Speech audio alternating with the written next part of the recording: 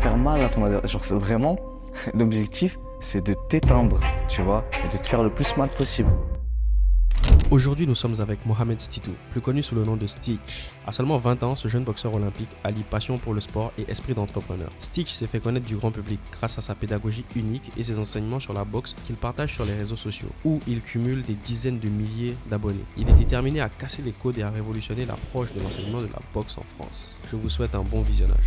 Jamais je vais accepter de me dire, il y a quelqu'un qui va marcher sur mon rêve. Jamais je vais me dire ça. Je vais me dire, ah, tu veux genre m'arracher mon rêve? Non, c'est le tien, je vais l'arracher. Je me dis, ok, en plus, il y a une petite pression moi, qui se rajoute au fait que je sois sur les réseaux, je te mens pas. Ouais. Dans le sens où, moi, je te dis, en France, en tout cas, la prochaine fois que je vais perdre, je vais me faire allumer sur les réseaux. Juste cette année, j'ai battu la personne qui a fait champion de France et celle qui a fait vice-champion de France. Comme on dit, c'est en battant les meilleurs que t'es le meilleur. Ouais. Tu vois, c'est-à-dire que j'ai cette confiance en moi, mais elle n'est pas basée sur le vent. Et donc, automatiquement, quand tu as une confiance en toi à ce point-là et tu te dis, waouh, impossible, je vais gagner. Et qu'au final, tu perds le combat, tu sais, t'es dans un état, mais laisse tomber. Ah, au premier round, vas-y, je vais aller tranquille. Deuxième, je vais le jauger un peu. Pas fort dès le début. Ça, c'est dans les films, ça. Ils disent, ouais, il y a que les débutants. Tu vas voir un débutant en boxe amateur qui va dire, ouais, je vais essayer de le jauger. Voir. Non, frérot, ça va. Ça envoie, ça débite, tu vois. Et surtout dans les petites KT. Surtout, ça envoie des mitraillettes. Voilà, j'ai envie de hausser le niveau. J'ai envie de me. Parce que comment tu veux progresser si tu restes dans ta zone de confort, si tu t'entraînes qu'avec des gens, qui ont ton niveau ou plus faible. Non, t'es obligé d'être dans la difficulté, t'es obligé d'être dans le dur. 3,5 kg. Sauf que le problème, c'est que je me suis pris trop tard. Le lundi, j'étais à 71. Le samedi matin, je suis à 63,1 kg.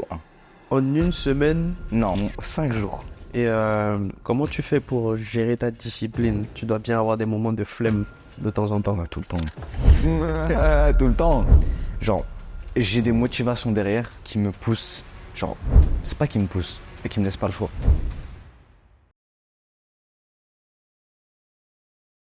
Bonjour à toutes et à toutes, bienvenue sur ce podcast Impacting Talk.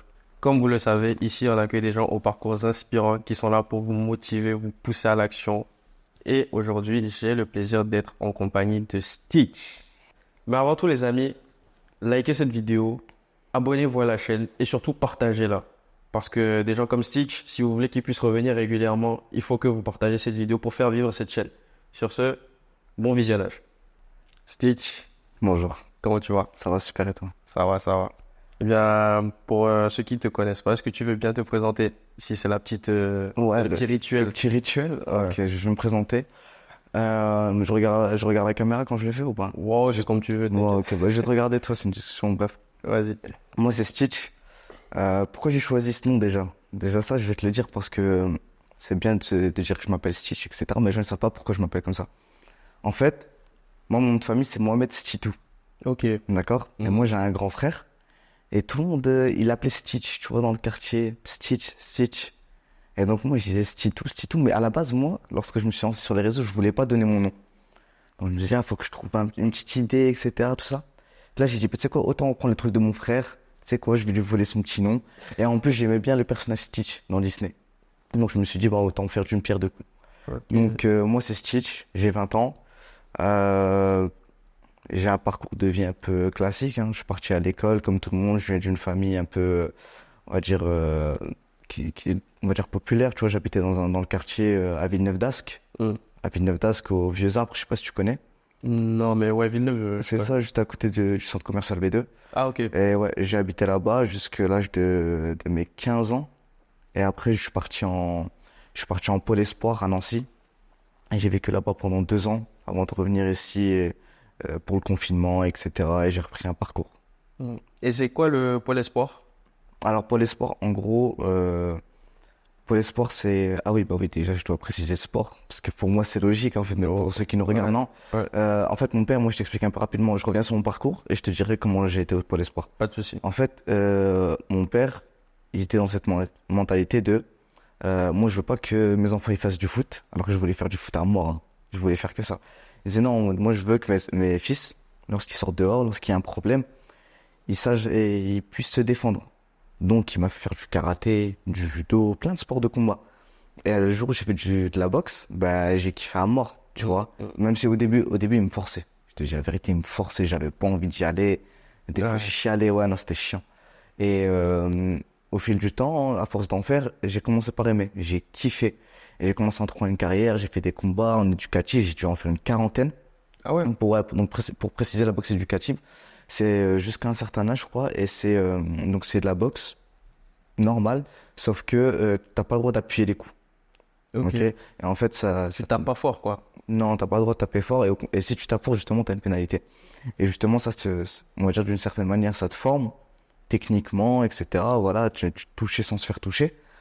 Le problème à ça, c'est que voilà, tu cherches pas à frapper. Aux États-Unis, par exemple, il n'y a pas ça. Il n'y a pas de boxe éducative, c'est directement boxe amateur et ils se cassent la gueule. Tu vois? Non, mais Ouais. c'est vrai, ils rentrent directement dans le dur. Ouais. Donc, c'est une méthode intermédiaire, on va dire, pour pas traumatiser les petits. Et tu trouves que ça en vaut Genre le une coup? bonne chose. Ouais, c'est une Ça bonne dépend pour les gens, pour les personnes. Ok. Il y en a, tu vois, par exemple, ils vont se faire, ils vont prendre des méchants coups depuis petit, ils vont commencer à être traumatisés. Ah, c'est bon, je veux plus faire de boxe, etc. Ouais. Tu vois? Il y en a, non, ils en ont rien. Pour moi, c'est mieux si tu copies sur le modèle américain. Et directement, tu les mets Directement dans le dur. Bah oui. Tu sais pourquoi je te dis ça? Dis-moi. Bah parce que frérot, tu regardes là-bas la boxe aux États-Unis, le niveau il est pas pareil. Il y a plusieurs raisons, parce que déjà de un, oui, d'une certaine manière, l'État, il investit beaucoup plus dans le sport de la boxe, parce que c'est dans la culture du pays. C'est comme aujourd'hui. Regarde, je te donne un exemple. Tu viens, aujourd'hui, là, le sport national en France, c'est lequel? Le foot, C'est le foot, bien sûr, c'est le foot. Pourquoi? Parce que l'État, il investit. Et parce que c'est un sport qui rapporte en retour. Oui, mais parce qu'il y a eu un investissement d'abord en amont. Là-bas, je t'explique. Aux États-Unis, c'est exactement pareil. Il y a des trésoreries, il y a des investissements, etc. Aujourd'hui, tu prends le meilleur joueur, allez, d'une des régions des États-Unis au foot, ok? Et tu le ramènes en France. Tu le mets juste à la canne d'Evry, là, où il joue. Frérot, il va pas savoir où il est. Il va pas savoir jouer.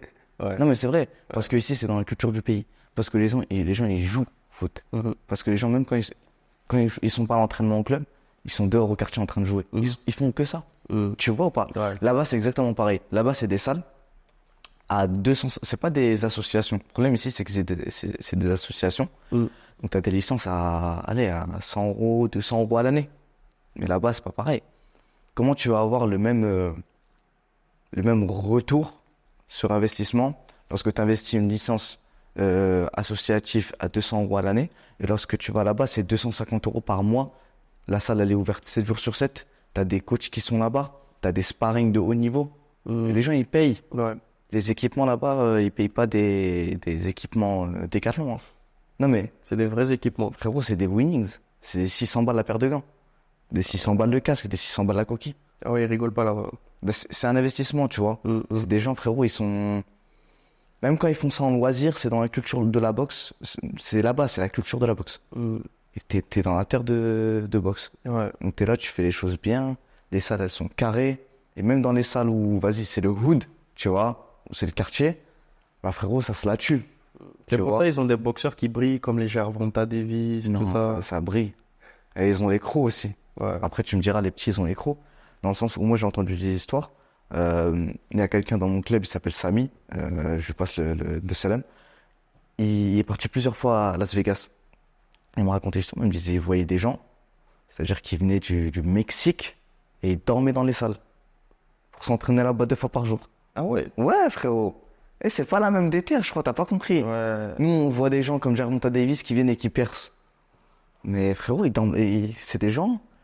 Tu regardes Gervonta Davis quand il disait après l'école, il finissait à 15h, il faisait 2 heures de route pour aller à la salle. En transport en commun. Je sais pas si tu captes, genre, Ouais, si, je capte, ouais. c'est pas la même déterre, tu vois. Pour les gens ici, ils ont un rêve, t'entends les petits ici, ouais, je vais devenir footballeur professionnel. Et ils sont déter, ils se la tuent. Bah là-bas, c'est exactement pareil pour la boxe. Ils se la tuent. Ils investissent au niveau des kinés, au niveau des équipements, sur tout. Ouais. Tu vois, et ils mettent tout de côté. Je sais pas si tu captes. Non, si, je capte. Et après, il y a aussi dès que après ça commence à payer, directement ils sont en avant. C'est pas plus facile là-bas qu'ici. Juste par contre, là-bas, il y a les contacts qui vont t'aider. Il y a les contacts qui sont présents, etc. Ici, Il y a quel promoteur qui organise aussi aujourd'hui en France? Il y a, à part le père de Bakary, il y a rien. Il y a aucun promoteur en France qui organise des combats, et qui va bien rémunérer les athlètes, etc. Mm. Donc, qu'est-ce que tu veux faire? Ouais, c'est vrai que c'est pas le sport le mieux mis en avant, on va dire. Et pas du tout. Paris. Aujourd'hui, regarde, là, je vais te donner un exemple. Tu vois, là, il y a les Jeux en ce moment. Ouais. Ok. Frérot, il y a des gens. Là, actuellement, il y a Sofiane Oumia, vice-champion olympique. Et là, il est d'office, là. Il est en demi-finale. Donc, il est d'office médaille de bronze, si ce n'est même plus s'il gagne son combat. Les combats, ils sont même pas diffusés en direct. Ils sont rediffusés. Ils te mettent du putain de canoë à la place. Mais qu'est-ce qu'on en a à foutre du canoë, frérot? Ouais, j'avoue, c'est pas cool ça. Toi, allez, t'es pas intéressé forcément par la boxe, et t'es pas forcément intéressé par le canoë. T'as un choix, tu préfères que je te mette la boxe ou du canoë? La boxe. C'est logique. En fait, j'arrive pas à comprendre quel mec va se dire yes! Ce soir, je vais regarder du putain de canoë avec ma copine. Je vais me poser, je vais kiffer. Non, j'ai jamais vu ça. Ah, gars. Et ça me fout le seum en fait, parce que là, ça montre à quel point la boxe elle est pas mise en avant. T'as des combats pour des médailles aux Jeux Olympiques. Donc, c'est-à-dire, c'est le plus haut niveau en boxe olympique qui existe. D'accord? Ils représentent la France. Ils sont pas foutus de le mettre en direct. Tu vois à quel point elle est pas mise Ouais. c'est pas mis en avant la boxe en France? Il y a même eu une vidéo de Soheb Bouafia Voilà, qui justement. parlait de ça, du fait que ce soit diffusé en différé et pas Exactement. en direct. Ouais. Mais c'est pas normal. Euh, C'est pas normal. ouais, faut qu'ils regardent ce podcast et qu'ils prennent conscience que voilà, il faut changer les trucs là. Non, il y a des choses à changer. Ouais. Au niveau de. Déjà, que les boxeurs, ils fassent plus un travail de communication. On va en venir d'ailleurs même à la communication. Ouais. Bon, juste avant, Ok, on dis-moi. va retourner sur ton parcours. Du coup, tu as dit que tu es parti en pôle espoir. Ouais. Et mais qu'est-ce qui t'a permis d'y aller en pôle espoir? Comment est-ce qu'on fait pour finir en pôle espoir, par exemple? En gros, c'est. Je t'explique. Moi, comme je t'avais dit, j'avais fait de la boxe, mon père m'avait forcé, etc. Et ensuite, j'ai commencé à faire des compétitions en éducatif, comme je t'ai dit. Et ensuite, je suis passé en amateur. L'éducatif, faut savoir, ça compte pas. Donc, toutes ces années-là, en fait. Non, mais c'est de l'apprentissage. Ok, C'est pour toi-même. ok. Mais c'est-à-dire qu'un sélectionneur de l'équipe de France ou de l'équipe ou du Pôle Espoir, il va pas regarder le parcours en éducatif. Il en a rien à foutre. Mm. Il va regarder le parcours qu'il a eu en amateur.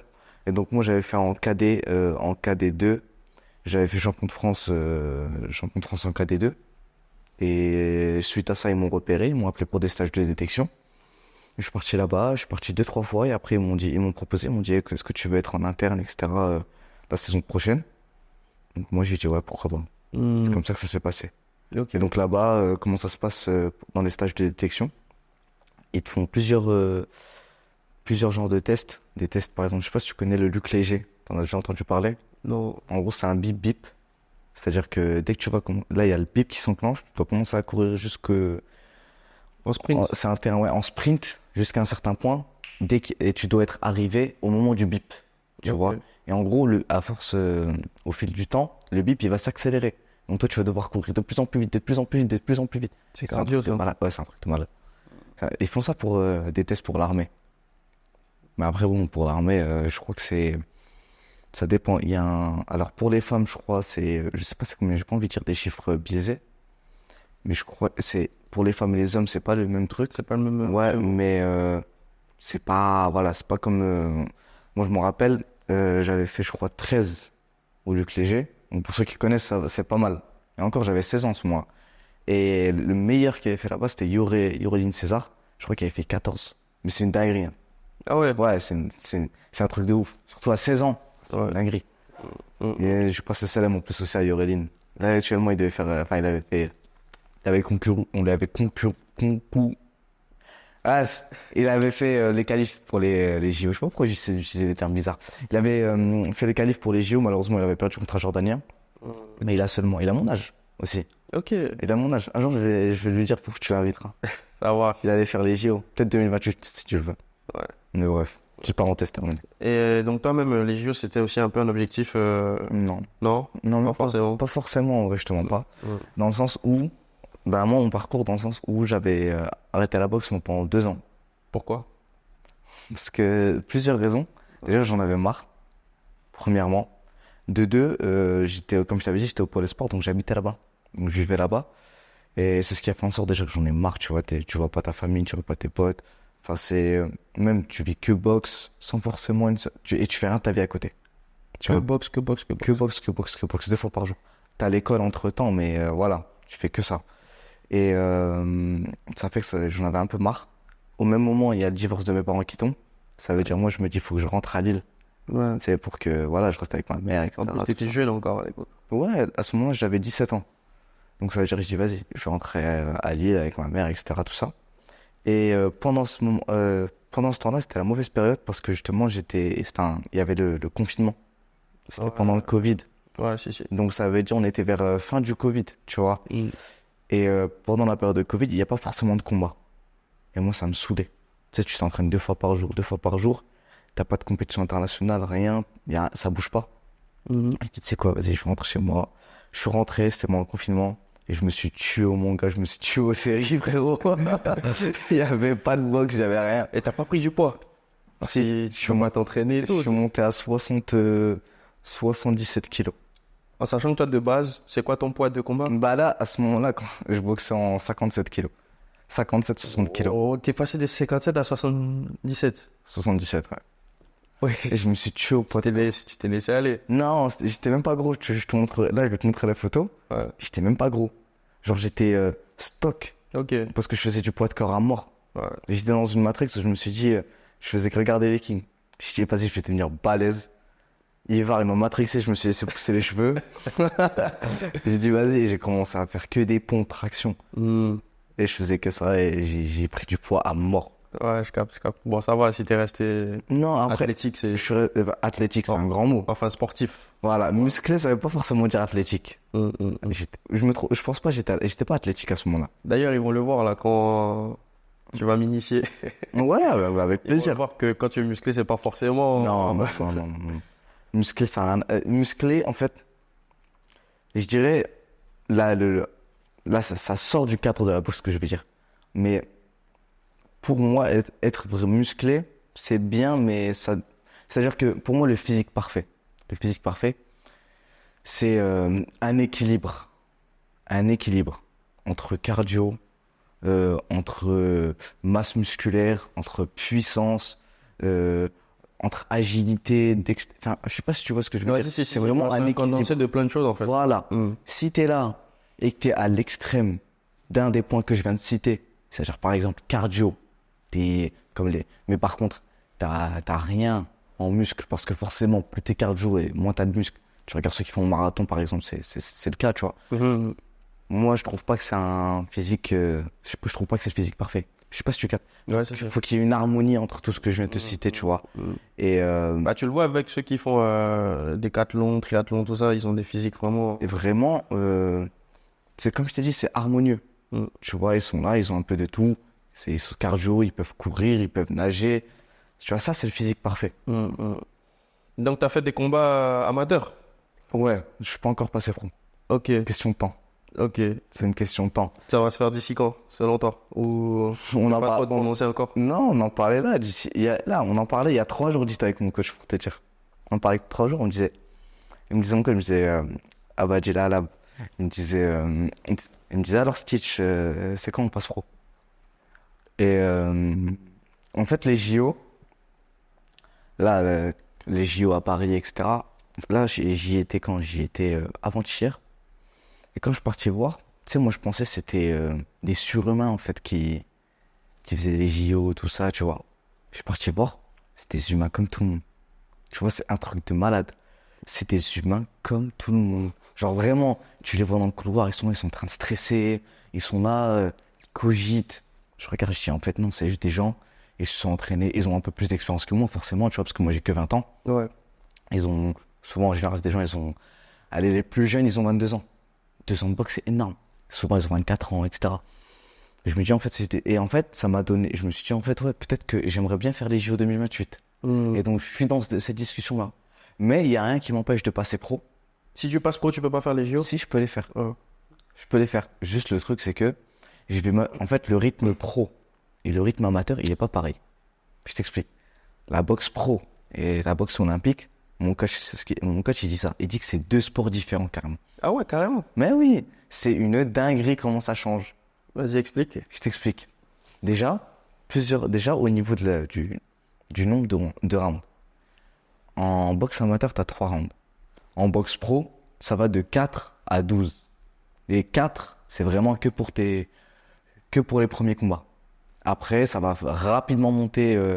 Moi, par exemple, j'ai mon collègue de club, Christopher Hippo. Son premier combat, il a fait un 6 rounds.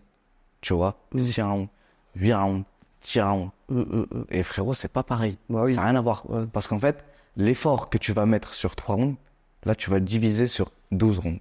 Et sur 3 rounds, en amateur, t'as pas le temps d'avoir une stratégie en place. Tu te dis, ouais, au premier round, vas-y, je vais aller tranquille. Deuxième, je vais le jauger un peu. Pas fort dès le début. Ça, c'est dans les films, ça. Ils disent, ouais, il y a que les débutants. Tu vas avoir un débutant en boxe amateur qui va dire, ouais, je vais essayer de le jauger, voir. Non.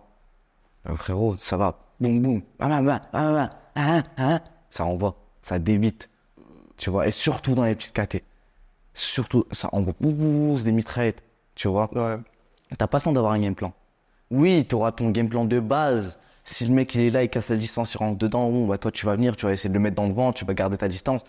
Mais j'appelle pas ça un game plan. Quand on parle de game plan, quand je regarde par exemple mon coach, ce qu'il fait avec ses pros, c'est très précis. Ok, on va travailler là sur ça du premier au quatrième round, du quatrième au cinquième, ça va être ça. Le septième round, ça va être repos, nanani. Et c'est vraiment, tout est calculé. Si se passe ci, on fait ça, si se passe. En boxe amateur, il n'y a pas tout ça. Ça n'a rien à voir. Et la taille des gants, enfin, là, c'est des gants, c'est du bandage dur. Hein. Ah, c'est même ça, c'est pas pareil. Ah non! Pourquoi est-ce que tu vois que les pros, après leur combat, ils finissent un peu cabossés? Ouais, avec des hématomes un peu partout. Des hématomes de partout, des petites bosses par là. Parce que frérot, ça fait mal. C'est du gant de 8. Et à certaines KT, c'est du 10. Ok. Les gants de 8. Tu sais, c'est quoi des gants de 8? Ça t'arrache. C'est-à-dire que tu as vu, quand tu mets ton bandage pro, Ouais. déjà, c'est dur. Ouais. Quand ils te mettent le gant, Ouais. faut y aller, hein, pour mettre le gant, tellement c'est serré. Ah ouais. C'est-à-dire que les impacts, ça fait super mal. Et dis-toi qu'il y a des gants en pro qui durcissent à l'impact. Oui. Ouais, frérot, dans le sens où, je crois que t'as pas compris. C'est que la boxe, c'est pas un sport de gentil. Il y a un sport où, oui, on a la mentalité sportive. Non, là, c'est pour faire mal à ton adversaire. Genre, c'est vraiment, l'objectif, c'est de t'éteindre, tu vois, et de te faire le plus mal possible. Ouais, mais après, derrière aussi, vous ne vous haïssez pas pour autant. Non, ça veut pas dire ça. C'est pas personnel. Je sais pas si tu vois ce que je veux C'est dire. juste le temps, en fait, du combat, et puis après... C'est dans le sens où, voilà. En gros, je t'explique. C'est un peu pareil. Dis-toi juste qu'il attaque personnellement ton rêve. Si toi, ton rêve, c'est de devenir champion du monde, et que moi, mon rêve, c'est de devenir champion du monde, et qu'on est dans la même catégorie, et ben forcément, il va y en avoir un qui va devoir passer sur l'autre. Ouais. Si. Et ça, c'est un truc, je le prends personnellement. Je sais pas si tu vois. Genre, jamais je vais accepter de me dire, ouais, il y a quelqu'un qui va marcher sur mon rêve. Jamais je vais me dire ça. Je vais me dire, ah, tu veux genre m'arracher mon rêve? Non, c'est le tien, je vais l'arracher. Et c'est pour ça que les gens, ils vont se la tuer sur le ring. Et ce qui va faire en sorte qu'un combattant, il va gagner sur l'autre, il y a trop de facteurs en boxe. Mais les principaux, il peut tout se passer en boxe. Mais il y a celui qui aura le plus la dalle, qui aura le plus faim. Tu vois, il va se dire, non, même s'il faut que je le tue sur le ring et je vais lâcher mon âme ici. Tu vois, il y a le facteur entourage, technique. Forcément, hein, si tu t'entraînes dans le club moi je me suis déplacé, regarde, suite à mes chemins de France, je suis parti vivre en Île-de-France, ok? J'avais mes activités là-bas, j'ai mis en place des activités là-bas, tout ça pour vivre. J'avais de la famille là-bas, donc ça tombait bien. Frérot, aujourd'hui là, je suis vers le 93. Je sais pas si tu vois un petit peu Paris, comment ça se passe en Île-de-France. Je suis vers le 93. C'est pas vers Évry, si je dis pas de bêtises. Non, Évry, c'est dans le 91. Ah, autant Le pour moi. 93, c'est vers Saint-Denis, Épinay-sur-Seine, Ok. Montreuil, tout ça. Ok. Dis-toi que je fais Épinay, jusqu'aux Yvelines dans le 78 vers Mantes-la-Jolie. Ça représente à peu près 62 km aller. Que l'aller. 60 km aller, C'est énorme. 60 km retour. Chaque jour, je fais ça pour aller m'entraîner chez Abadjila à la Boulabo. Parce que en fait, lui, je le connais depuis petit. Je savais que je le voyais lors des championnats de France lorsque j'étais en cadet junior. Et je voyais qu'il formait des putains de boxeurs. Et je disais, waouh, non, j'aimerais bien, tu vois, boxer comme C'est eux. un rêve d'enfance. Mais je disais, je dirais pas un rêve, tu vois, parce que j'étais admiratif sans non plus l'être. Tu vois, genre en mode, j'avais, tu sais, il y a toujours ce petit truc d'égo dans la boxe. Je disais, ouais, quand je disais, j'étais admiratif, mais je disais, ouais, j'aimerais bien pouvoir boxer contre eux, tu vois. Et aussi comme eux. Et je suis parti vivre à Paris, je pouvais plus être à Lille, au Lyon United chez Kader. Bah, fallait forcément que je trouve un club. Donc, on m'avait conseillé plusieurs clubs en Ile-de-France. On m'avait dit, oui, va là, ici, tout ça. Et j'avais déjà testé quelques clubs. Après, j'ai dit, non, vas-y, je vais appeler Abadjila. Et donc, je suis passé par Valentino. Valentino, c'est le préparateur physique. Il a préparé plein de gens. Et après, il a déjà préparé physiquement Cédric Doumbé. Il a déjà préparé... Ah ouais. Bah oui, mais c'est pas. Il a déjà préparé physiquement Alexis Barbosa, celui qui a gagné le One Championship là, récemment. Il coachait, il faisait la préparation physique de Franck, son ami, et un gros préparateur physique. Et j'avais fait quelques séances là-bas, etc., tout ça. Et j'avais dit, je savais qu'il travaillait avec Rima et avec Abadjila. Et je disais, s'il te plaît, parle de moi à Abadjila, j'ai envie d'aller m'entraîner là-bas, etc., et intégrer son club. Et à Paris de moi, Abadjila, j'ai dit, écoute, avec plaisir, on s'est mis en contact, je suis venu, j'ai tourné là-bas. Je me suis pris une petite rouste quand même. Ah ouais. Ouais, ça faisait des années que j'avais pas. T'étais plus au niveau. Plus trop. Non, Comment ça? bah dans le sens où j'étais revenu dans le circuit amateur. Ok. C'est-à-dire que là, c'était cette année. Là, je te parle de cette année. Ah, c'est récent en fait. Non, c'est récent. Ok. Je t'explique. Moi, je suis revenu. J'ai fait 2 ans de pause. Je suis revenu cette année dans le circuit. Je suis pas revenu. J'ai boxé cette année, vers novembre. C'était mon premier combat depuis 2 ans. Ah ouais. Et le dernier combat que j'avais fait avant ça, c'était un championnat d'Europe en Bulgarie en junior. Ok. Je capte. Tu vois, Ouais, je suis revenu. Donc ça va. Bon, même si j'avais fait les championnats régionaux, je m'étais pas entraîné pour te dire. Genre, tu vois, je te dis, je m'étais pas entraîné. C'est genre, toi, tu dis, je m'étais pas entraîné, j'ai fait une séance par semaine. Non, c'est genre, je m'étais pas entraîné. Pas du tout. Non. Et ça s'est passé comment? Tous les 16 entraînements que j'ai fait, c'était pour perdre le poids. Donc je courais. Ouais. Je faisais que courir. Je suis parti et ça s'est bien passé. En vrai, ça va, c'était encore ancré en moi. Tu vois? Mm. Donc, j'avais ce petit stress parce que je m'étais lancé sur les réseaux sociaux. Donc j'étais déjà sur les réseaux sociaux. Donc les gens, ils me regardaient un petit peu. En fait, moi, je suis pas connu du grand public. Pas du tout. Mais du milieu de la boxe, tous ceux qui sont fans de boxe, etc., ils me connaissent de près ou de loin. Et donc les gens, voilà, ils me regardaient, j'avais une petite pression, tu vois. Mais franchement, ça s'est super bien passé. Ouais. Et pour revenir à ce que je disais, donc je m'étais pris une petite rouste. Ça va, j'étais revenu quand même, tu vois. J'étais revenu dans le circuit. Et donc ça a touché mon ego. Et c'est là où j'ai dit non. Il y a un truc que j'ai trop kiffé chez eux. Il y avait surtout celui qui m'avait plus hagar ce jour-là, là, c'était Chris et Savé. Encore avec Hippo, ça va, ça se tapait, tu vois. On était là amateur, tu vois. Mais Il allait sans pitié. non, non, gentiment. Ah ok. Non, c'est ça le pire en fait. Ouais. C'est que, en fait, sa plus grande qualité, c'est la défense. Et en fait, c'était la première fois depuis des années, hein, j'avais l'impression d'être inoffensif. Genre, je boxais pas. Et lui, il a une défense et il va reconnaître. En gros, il fait ça. Pas. Et il fait que ça.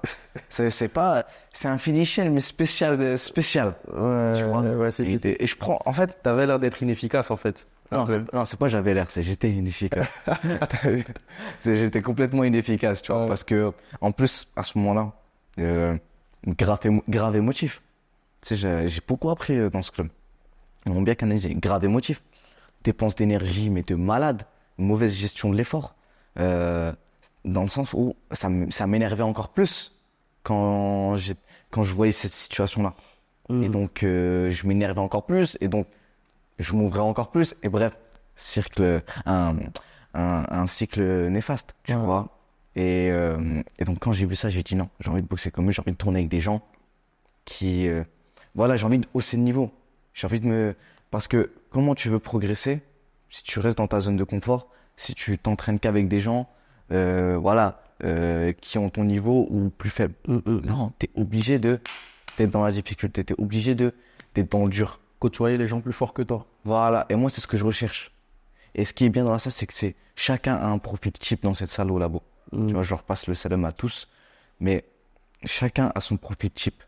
Dans le sens où ce qui est bien avec le coach là-bas, c'est qu'il ne te fait pas boxer d'une certaine manière. On va dire qu'il va pas t'imposer un style de boxe. Il va venir, il va s'adapter à toi. Je vais pas te faire boxer de la même manière en fonction de ta morphologie. Un petit en taille, il va pas boxer de la même manière qu'un grand taille. Un trapu, il va pas boxer de la même manière qu'un longiligne. C'est quelqu'un explosif rapide, il va pas boxer de la même manière que quelqu'un qui... Je sais pas si tu vois ce que je veux dire. C'est totalement différent. Donc lui, il s'adapte à ton style, à ton coup d'œil, à ta manière de voir la boxe, voir les choses. Et je suis tombé justement dans un club où on a un petit peu... Chacun, tu regardes Wassila Kadjiri, qui va faire son combat là, ses quarts de finale pour les Jeux Olympiques ce soir.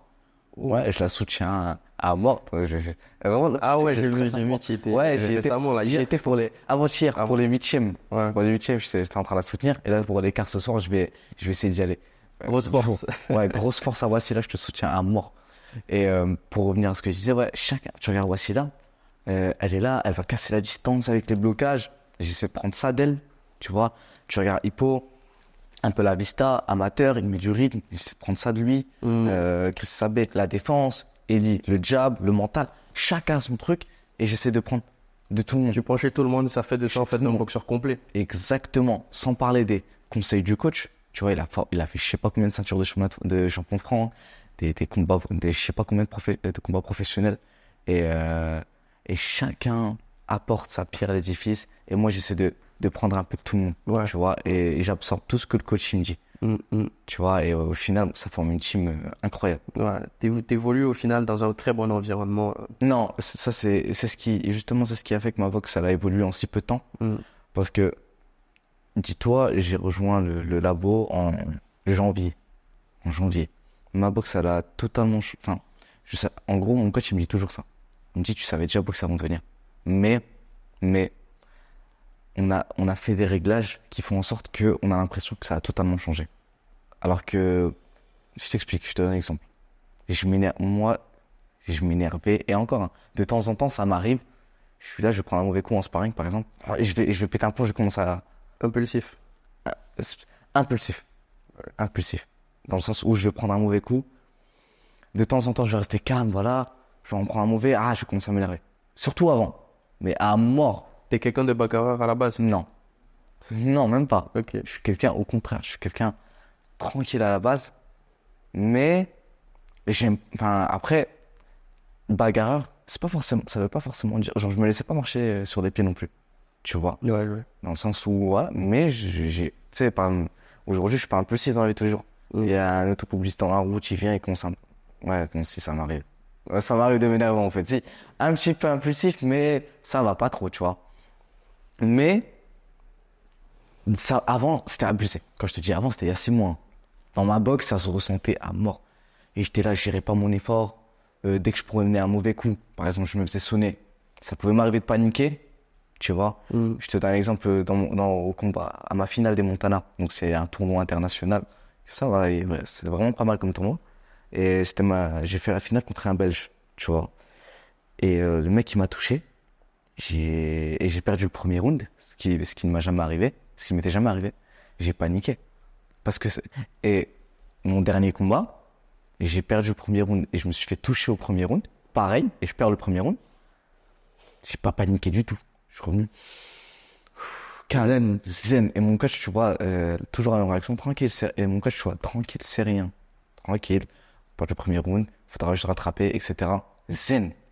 Qu'est-ce qui t'a aidé à passer de cet état colérique à zen? L'expérience. Dans le sens où j'ai vécu la première situation, je sais que j'ai merdé. J'ai dit, je sais que si j'avais moins paniqué, c'est même une gestion de l'effort. Aujourd'hui, mon coach, encore aujourd'hui, on se découvre. Tu vois? Ouais. Genre, et ça veut dire, en fonction des réactions, j'ajuste sur le combat d'après.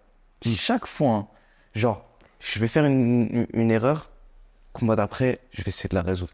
Et je vais refaire une erreur. Forcément, à chaque combat, tu fais des erreurs. Combat d'après, je vais corriger ça, tu vois.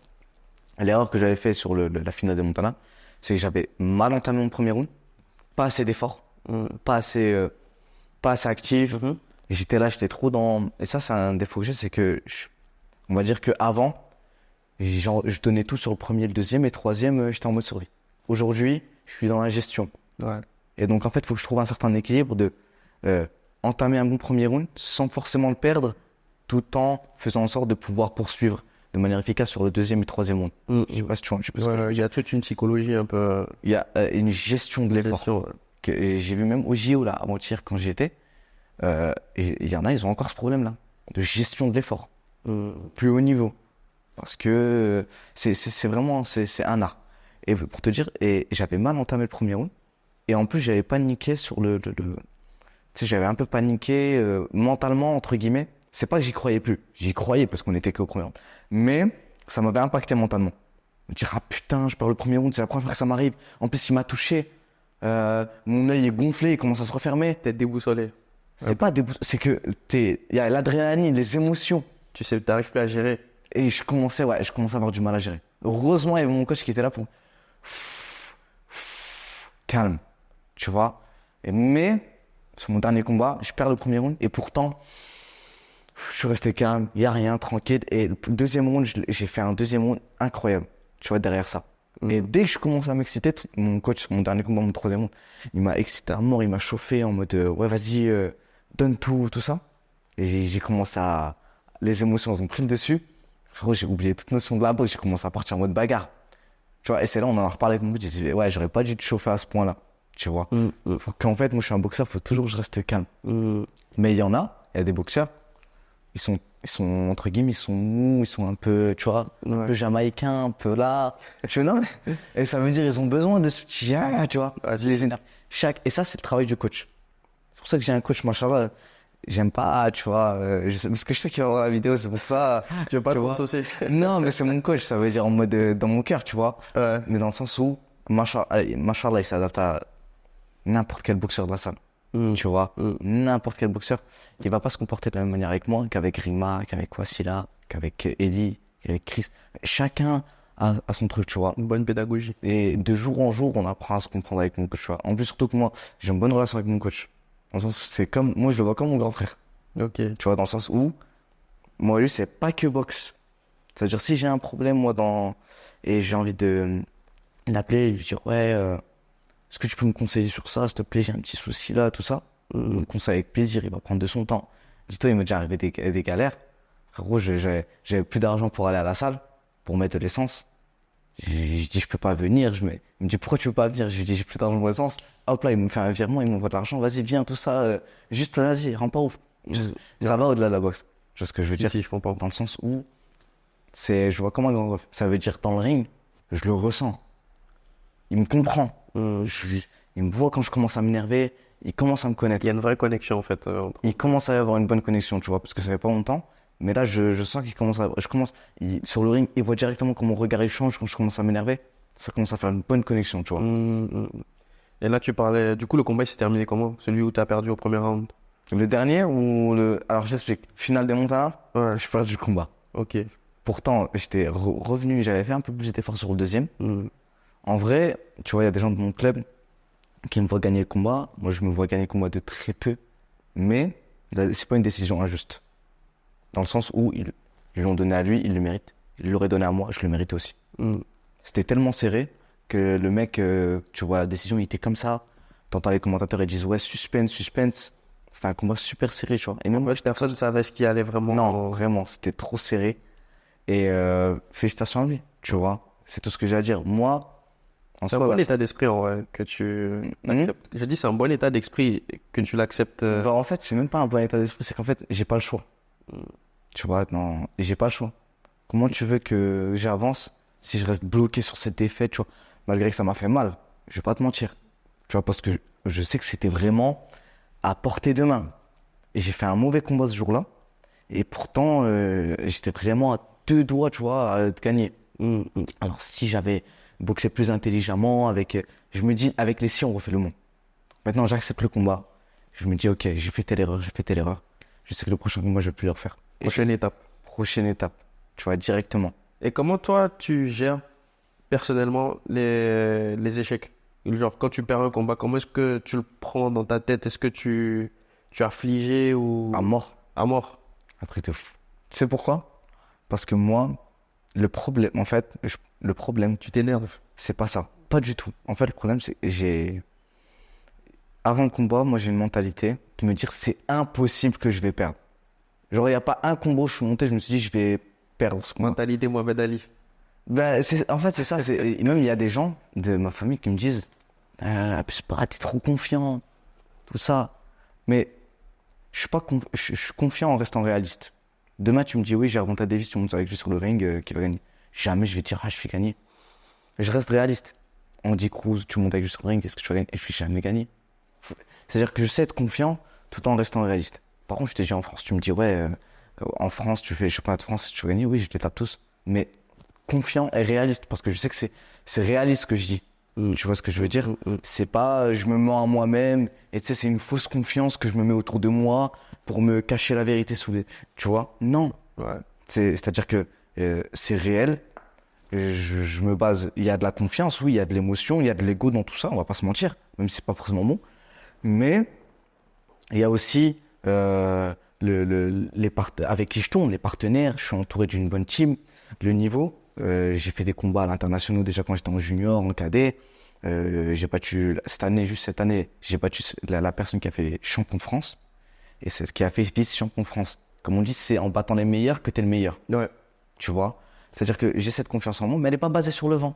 Et donc, automatiquement, quand tu as une confiance en toi à ce point-là et tu te dis, waouh, impossible, je vais gagner. Et qu'au final, tu perds le combat, tu sais, t'es dans un état. Mais laisse tomber. Ouais. Ah, j'avais. T'as vu la dernière fois que j'ai perdu là? Cette année, j'ai perdu 2 fois.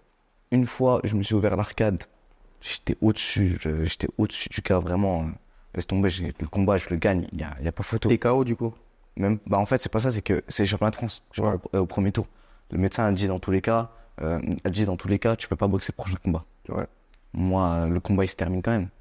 Il se termine le combat, je dis, laisse-moi finir le combat, il me reste 2 minutes. Je regarde là, je commence à m'énerver. Ouais. Encore émotif à ce moment-là. Ouais. Je dis, voilà, tu vas me laisser finir, je commence à m'énerver. Elle me dit, ok, mais fais attention, elle m'a bien mis ta vas-y. Je finis le combat. Moi, je me dis, tranquille, j'ai gagné le combat, tout ça, et c'est tranquille, je savais que j'avais gagné. Je me dis quoi? J'ai arrêté dans ma tête, je me dis, putain, c'est tout, je vais pas. Les championnats de France, elle me dit la meuf, elle me dit, c'est fini, championnat de France. Hein. Donc, elle me dit, direct. Je dis, bah, laisse-moi finir le combat. Dans ma tête, je me dis, bon, bah, entre guillemets, bah, je me dis, excuse-moi du temps, mais je dis, bon, bah, je l'ai niqué, mais bon, moi, je vais pouvoir manger après. Tu vois, je me dis ça, parce que gros, j'en avais marre de la perdre pas. Ouais. Et je vois, ils me mettent perdant. Moi, je fais, tu sais, au dernier combat, il m'avait mis perdant, bah, je l'ai reconnu.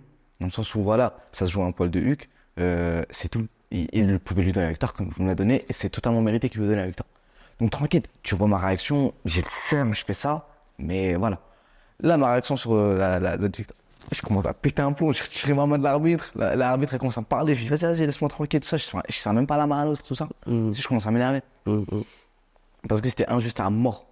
Genre, j'aurais préféré qu'il me donne la victoire.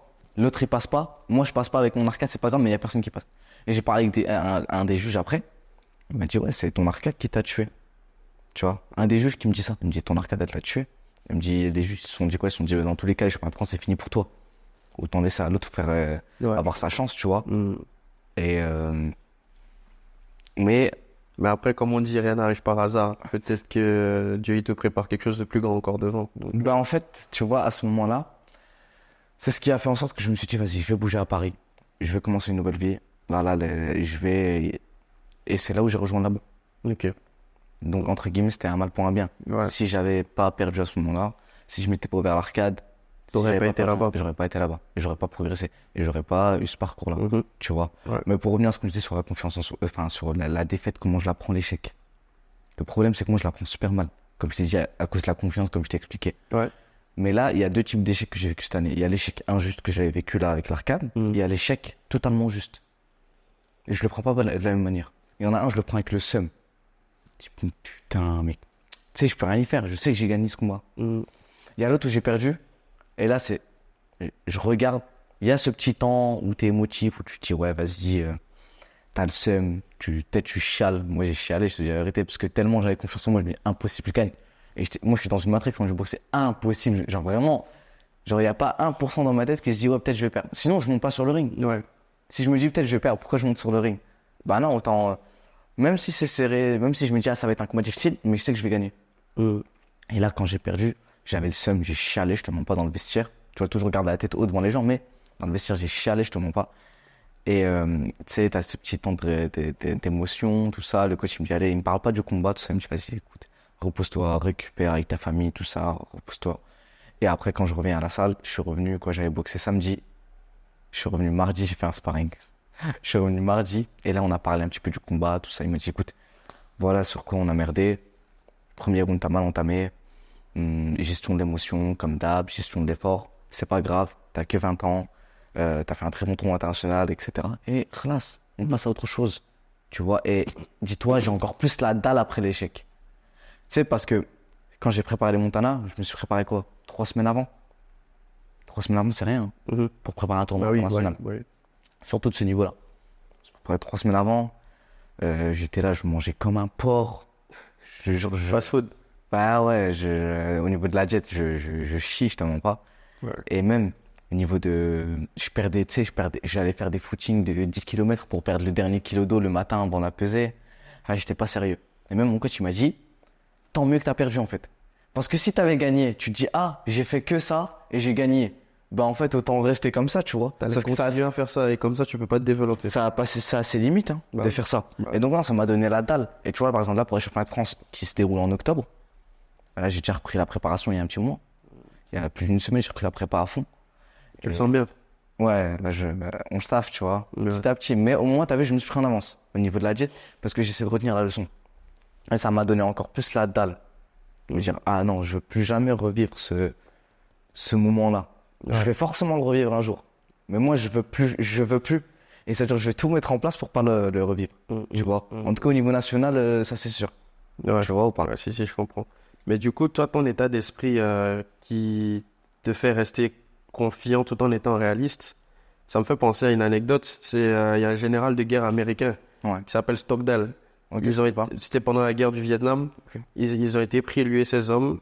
Et à la fin, lorsqu'on les a libérés, ces hommes, ils étaient totalement dépités. Genre, mentalement parlant, ils étaient vraiment KO. Mais lui, il était toujours normal, tu vois. On l'a demandé c'était quoi son secret. Et en fait, il a dit que c'est tout simplement parce qu'il est resté réaliste. Genre, ces hommes, en fait, à chaque fois qu'il y avait Noël qui approchait, ils se disaient, ouais, on sera sorti pour Noël. Je sais pas, on sera sorti pour Pâques. Mais lui, il restait toujours dans le cas de figure où il s'est dit, bon, je suis là, je vais sortir, mais je suis là pour le moment, tu vois. Et du coup, au final, il expliquait que c'était cet état d'esprit-là qui lui avait permis de traverser cette période difficile où il était en prison dans les camps vietnamiens. Et puis voilà, quoi. Rester réaliste.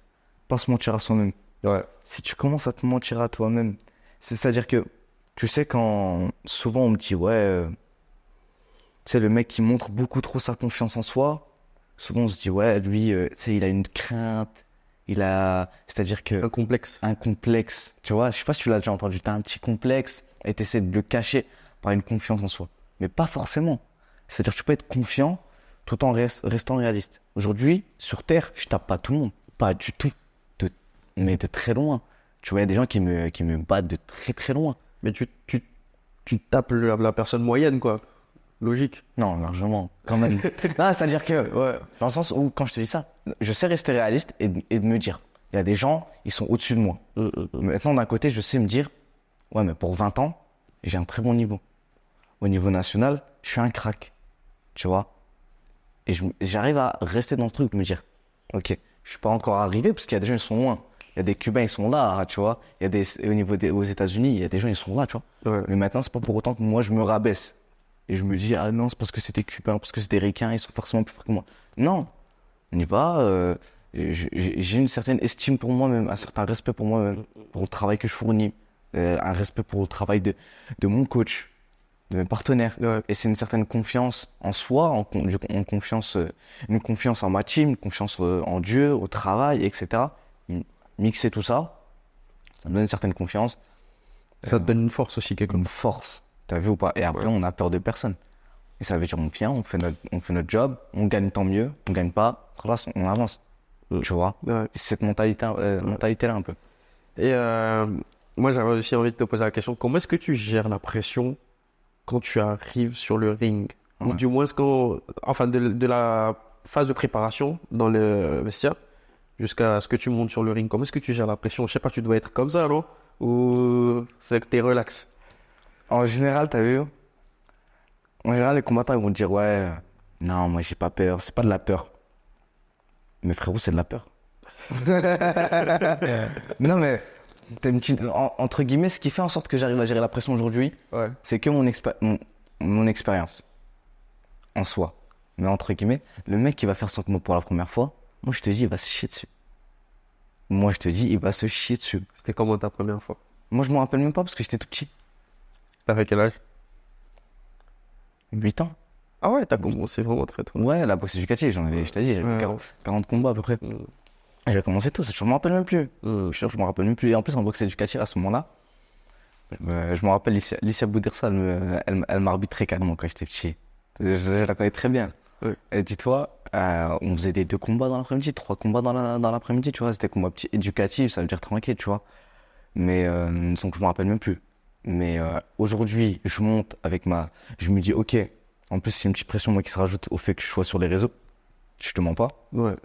Dans le sens où, moi, je te dis, en France, en tout cas, la prochaine fois que je vais perdre, je vais me faire allumer sur les réseaux. Parce que t'as trop parlé ou... Non, pas parce que j'ai trop parlé, mais parce que la personne en face, elle va prendre des... Parce que moi, je le fais. Moi, je le fais quand je bats quelqu'un, même quand je fais un combat en général, je prends des highlights et je prends des moments du combat, voilà, des moments, et je les poste sur les réseaux. Mm. Le mec, il va pas hésiter à faire pareil. Ah ouais. Et tu sais que c'est une communauté, ouais, les boxeurs dans les réseaux sociaux, c'est assez toxique quand même. Parce que quand tu regardes, tu vois, moi je sais que j'ai une certaine visibilité. En général, un réel minimum, il va faire 20K. Minimum, c'est le grand minimum.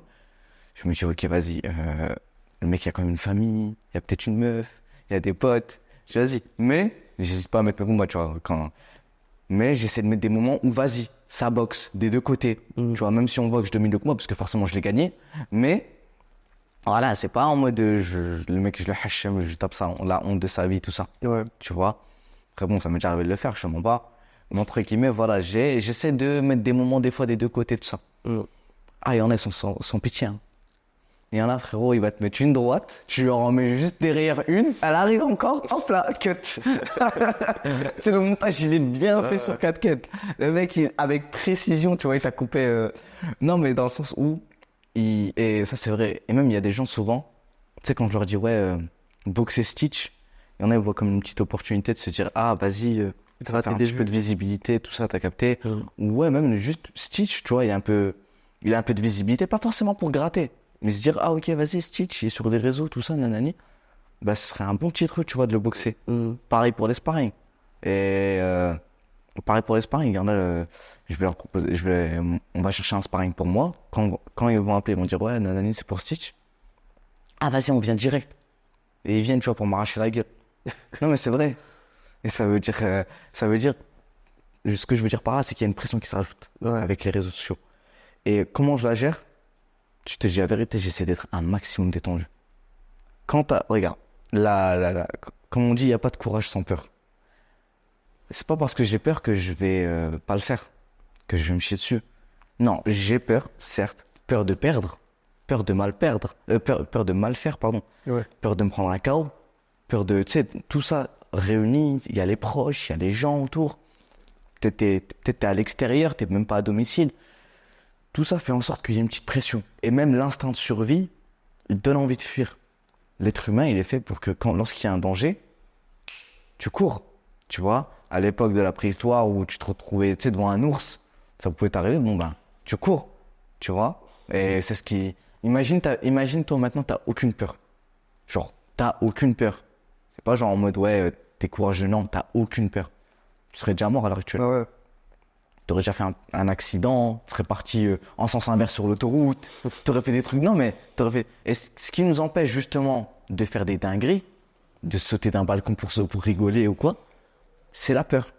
Tu vas te retrouver devant le bar. Ok, non, je vais pas sauter, frérot. Tu vas commencer à. Tes jambes, attends, elles seront lourdes. Tu vas vite faire demi-tour, tu vois. Et à la base, c'est fait pour nous protéger. Mais quand ça se retourne contre nous et ça nous empêche de faire des choses, ça nous empêche d'accomplir nos rêves, là, ça devient un problème. Mais il faut faire la distinction des deux. De la bonne et entre guillemets de la mauvaise peur, tu vois. Ouais. Et là, en fait, quand tu arrives dans le ring, tu as un adversaire devant toi. Tu as un être humain que tu connais pas et qui veut potentiellement te mettre KO. C'est pas rien. Tu comprends un petit peu que en général, on a peur, tu vois. Mais on sait gérer cette pression. J'ai peur, certes, mais j'y vais quand même. Et on fait les choses bien, carré. Mais malgré la peur, malgré la pression. Parce que si, tu sais, mon truc, c'est que vraiment, j'essaie de me détendre à mort. Et la confiance, cette confiance en moi, elle me permet justement de prendre de la hauteur. Moi, c'est une phrase que Chris Sabi me dit toujours. Il me dit, prends de la hauteur. Même Babaja, toujours, il me dit, prends de la hauteur par rapport. On voit que toi sur le ring. T'es là, c'est toi le boss. C'est toi le boss. Automatiquement, dans ta tête, quand tu dis, je vais boxer un petit. Sans sous-estimer, hein. Donc, je me dis, voilà, il est bon, je dois faire attention à ça, il a ces qualités-là. Mais je suis au-dessus. Forcément, tu te dis, ok, ouais, j'ai pas de pression à me mettre. Tu vois. Ouais. Mais c'est une pression. Je sais même, des fois, un jour, je me suis même mis un challenge dans le combat parce que ça me permettait de prendre de la hauteur par rapport au gars. Tu vois.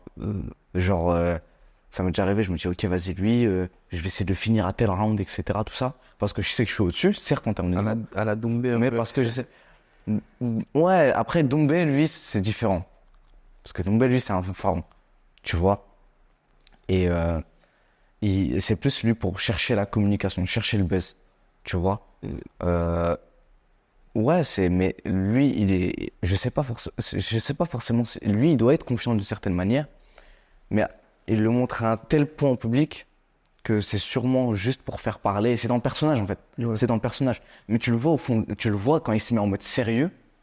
Tu vois que voilà, en fait, il a une pression.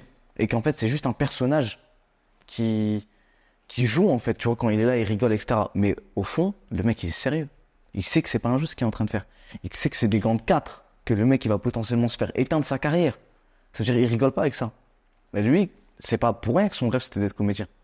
Tu vois, avec son objectif. Non, mais c'est parce qu'il sait jouer les rôles comme ça. Et donc, il fait le mec un peu détente, tout ça, nanani, tout ça. Mais en tant que vrai combattant, il doit avoir sa confiance. Il sait qu'il se dit dans sa tête, je vais l'éteindre.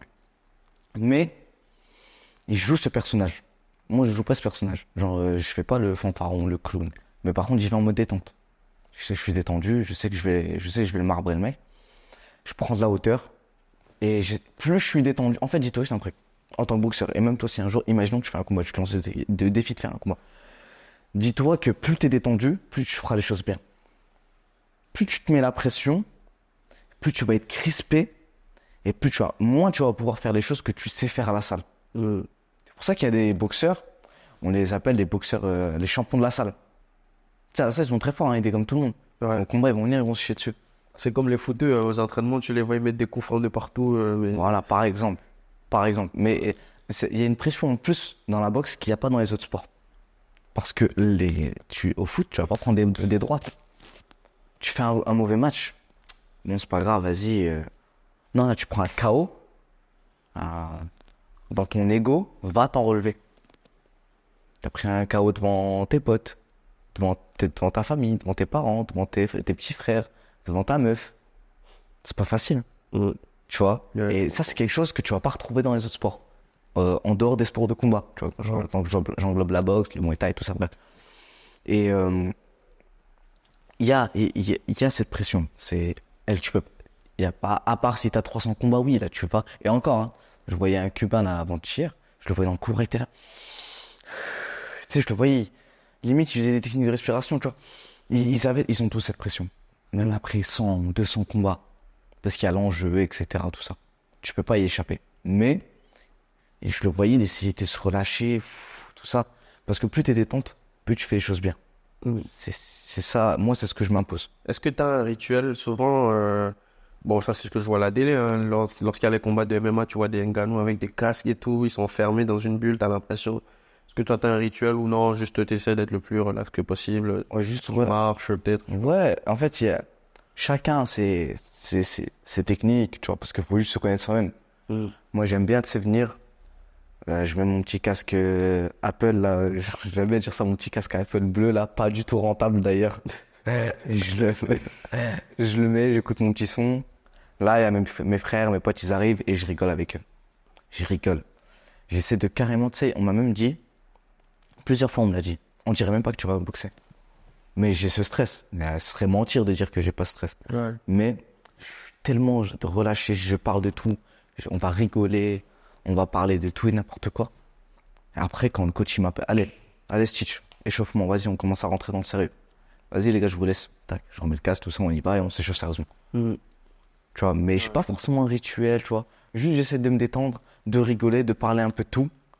Et voilà. Et j'aime pas m'échauffer 1 heure à l'avance. Moi, je déteste ça. Mais c'est chacun son truc. Mm. J'aime bien venir, je m'échauffe 15 minutes et après on direct. Ok. Allez. Peut-être pas qu'il y ait trop de temps d'attente. Non, parce qu'en fait, je me dis, c'est un combat et après je passe à autre chose. Et après, genre, ma vie après, elle continue. Tu vois. Je me dis, ouais, c'est juste. J'essaie de pas trop y accorder tellement d'importance. Mm. Parce que plus je vais y accorder de l'importance, plus dans ma tête je vais me mettre un enjeu, et plus je vais me mettre la pression, et moins je vais bien boxer, etc., etc. Ouais. Tu vois, mais c'est parce que moi je me connais. Il y a des gens, non, ils ont besoin de ça. Genre, je dis pas que ce que je fais c'est bien pour tout le monde. Pas du tout. Ce que je fais, ça marche sur moi, mais ça va pas forcément marcher sur quelqu'un qui nous regarde, sur toi, sur un tel. Chacun aura. Et comment est-ce qu'on se retrouve? C'est en testant plusieurs méthodes. Tu vois. Mm. Par exemple, mon coach à mon dernier combat, tu vois, c'est intéressant de ouf. On en parlait hier. Hier. Il me disait, ouais, sur le dernier round, là, à ton dernier combat, j'étais un peu trop chauffé, je trouve. La prochaine fois, je ferai pas ce truc-là. Parce que t'apprends à te connaître. Tu testes des choses sur toi-même. Et à force de tester, tu te dis, ah, ok, là, ça marche. Là, ça marche pas. Là, ça coince. Et c'est comme ça que tu te retrouves, tu vois, avec toi-même. Mm. Mm. Je comprends. Et ça peut être dans tout. Ouais. Bah, tu peux l'appliquer à différentes étapes de la vie. Dans tout. Ouais. Absolument tout. Mm. Mm. Tu vois, et souvent on dit même un boxeur, dans on va dire, le caractère d'une personne, il va refléter, ou je dirais plutôt l'inverse même, c'est l'inverse. La boxe de quelqu'un, elle reflète le caractère de la personne. Mm. En général, il y a des gens, ils prennent des coups, c'est des duromanes. Des sons. Mais dans la vie de tous les jours, tu le vois, ils sont durs. Tu vois? T'as des mecs qui sont là, ils vont être fragiles. Ils vont avoir l'abandon facile sur le ring. Et en général, tu vois, c'est pas des combattants, enfin, c'est pas des guerriers, on va dire, dans la vie de tous les jours. Mm. Le boxeur, sa manière de boxer, elle va refléter, tu vois. Il y en a, ça va être des contreurs. Ça veut dire, souvent, ils sont intelligents. Ils sont là, ils vont éviter de prendre des coups. Il y a tout type de boxeurs. Et souvent, j'ai bien dit, j'ai pas forcément dans tous les cas, mais souvent, ça reflète le caractère d'une personne. Mm. Mm. Et tout à l'heure, on parlait de comment tu gérais les échecs, Ouais. mais aussi comment est-ce que tu gères les réussites, Les victoires. les victoires. Comment est-ce que tu fais en sorte de pas trop prendre la grosse tête après un combat où tu as géré. Bah, moi, j'ai mon coach pour ça. Ok. Moi, laisse-moi vivre mon moment. Tu vois? Laisse-moi, je vis mon moment.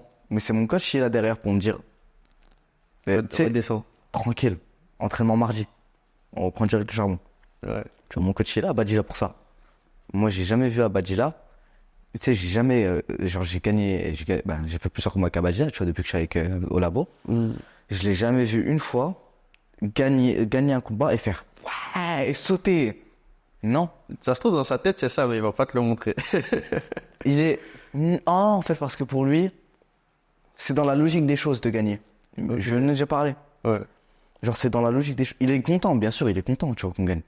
Mais c'est pas... Tu sais, et il me l'a dit, il m'a dit il m'a dit, Stitch, le jour où tu vas me voir faire ça lors d'une victoire, c'est que t'étais pas censé gagner ce combat, c'est qu'on a fait un braquage. Tu vois? Ouais. C'est que t'étais pas censé, c'est que le mec il était largement meilleur que toi, et que t'as eu un peu de chance, et que, tu vois, la boxe, avec les facteurs, etc., tu peux gagner sans forcément, tu vois, sur un coup, ou sur... peu importe, tu vois, t'es brouillon, tu le embêtes, le mec, bref. On a dit, mais non, nous, au labo, notre logique, c'est qu'on gagne. On est meilleur que l'autre, on gagne.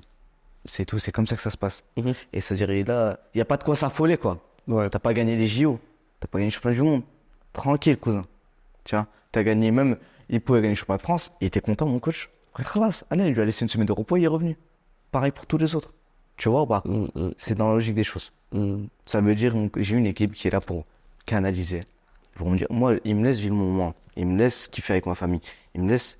Mais derrière, il me dit, ok, mardi, entraînement. Et tranquille, on n'a pas gagné le championnat du monde. Tu vois, félicitations, bien, tout ça. Maintenant, il y a des choses à revoir. Directement, même dans la victoire. Mon quotidien, au Montana, j'avais gagné les quarts et les demi-finales.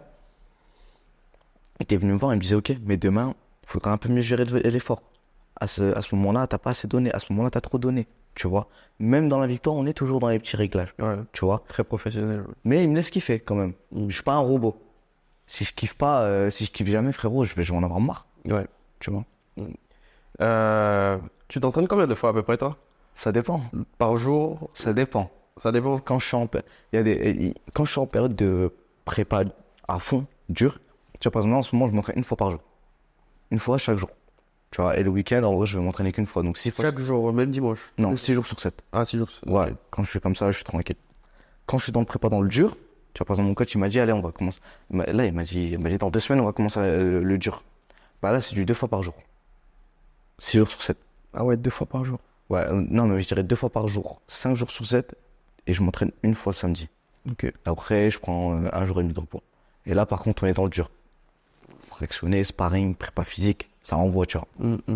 Et comment tu fais pour gérer ta discipline? Tu dois bien avoir des moments de flemme de temps en temps. Ouais, tout le temps. Tout le temps. Comment tu fais pour rester discipliné? Je suis pas un robot, frère. Mais, tu sais, je vais te dire un truc. Genre, c'est pas. Je suis pas le genre de mec ultra discipliné, tu sais, qui est là. Je te donne un exemple, tu vois, par exemple, au niveau de la diète. Mais par contre, je vais te dire un truc. Genre, j'ai des motivations derrière qui me poussent. Genre, c'est pas qui me poussent, qui me laissent pas le choix.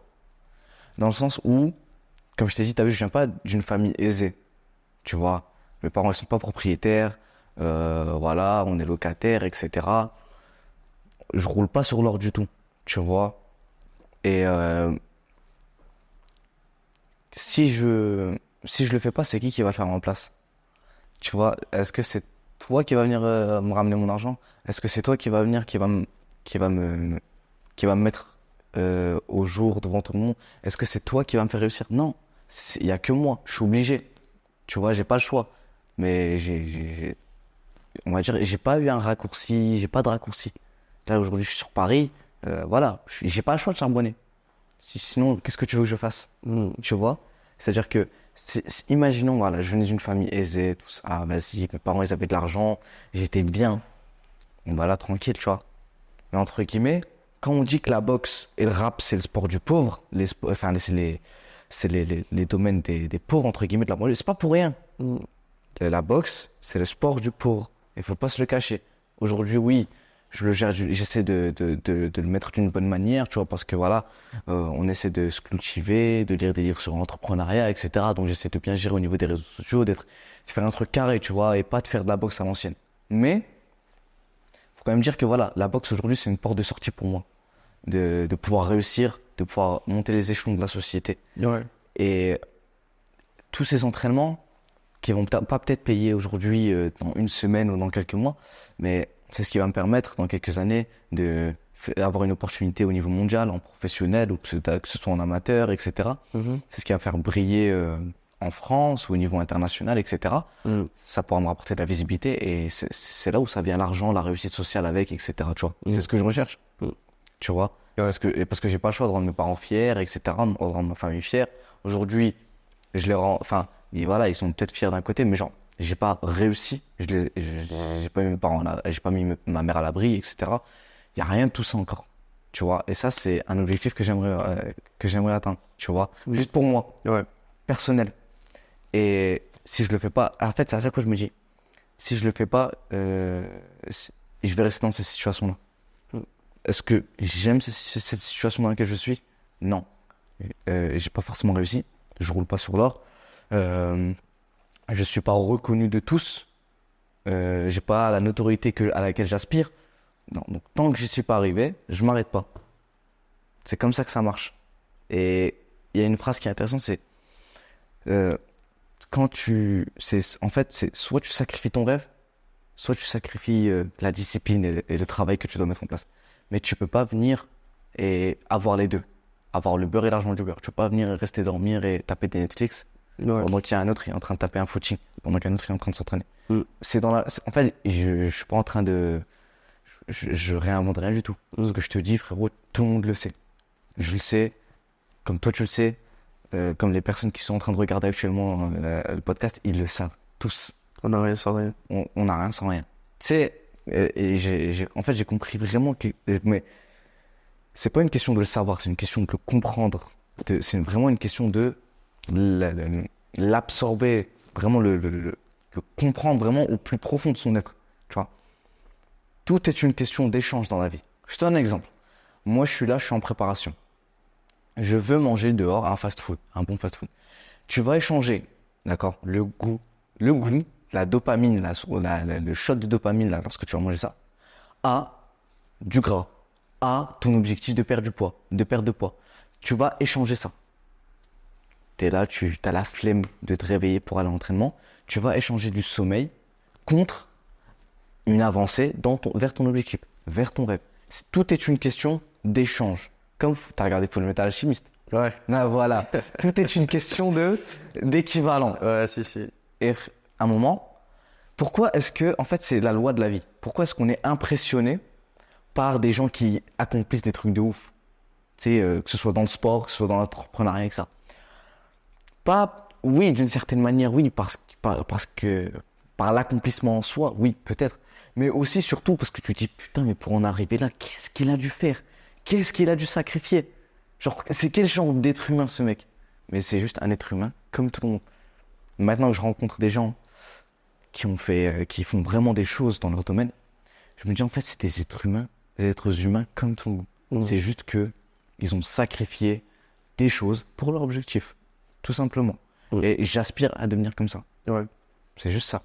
Et là, on est encore dans la voie. Je considère pas que j'ai réussi. C'est pas parce que j'ai un peu d'abonnés sur les réseaux sociaux que je considère que j'ai réussi. Non, la notoriété, c'est bien, mais c'est pas une réussite en soi. Ça va m'aider dans ma réussite. Ça m'aide, certes, mais moi, je suis que dans mon cheminement. Tu vois. Ouais. T'aurais pu en interviewer 10 000 des gens comme moi qui sont dans le chemin de la réussite. Mais c'est juste que voilà, je suis dans cette mentalité-là, j'ai que 20 ans, je suis dans le processus, et peut-être dans quelques années, tu diras, ah, je t'avais invité il y a quelques années, Stitch, tout ça, et on retapera un petit podcast, Inch'Allah, si tu veux. Ouais, c'est ça. Faut rester concentré. Concentré. Yeah. Mais c'est pas facile. Hein. Ouais. Il y a beaucoup de distractions par-ci, par-là. Ah, frérot. Mais bon, c'est la tentation, il faut savoir rester... En général, c'est quoi les tentations? Pardon? En général, c'est quoi les tentations? Ah, les tentations. Bah, Bah vas-y, dis, tu sais. les moments de flemme, La flemme. l'envie de sortir, alors que peut-être le lendemain tu dois t'entraîner, Sortir, quoi faire? t'amuser, C'est quoi s'amuser pour les gens? aller en Fumer, aller en boîte, boire. Ouais. Ça dépend les gens, tu vois. Mm, Les meufs. Faut dire ce qui est, ouais. tu vois. Mm. Mais en soi, ça, c'est ce qui me fait rire en fait, mais c'est un truc que la tentation est chez tout le monde. Elle est chez moi, chez toi, chez tout le monde. Le truc, c'est que l'homme, il a jamais appris de ses erreurs. Ça fait des milliers d'années. Ça fait des milliers d'années. Tu sais, moi, je suis musulman. Le professeur sallallahu alayhi wa sallam, il nous a mis en garde avant sa mort dans ses dernières paroles, l'argent et les femmes.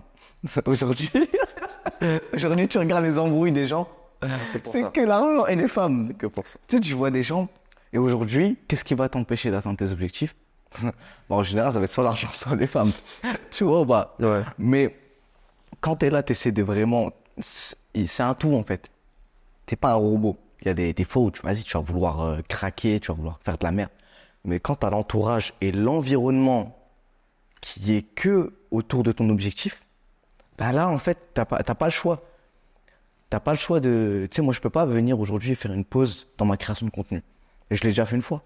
Oh, quand tu reviens dans la création de contenu, après des semaines de pause, l'algorithme, il te fait souffrir.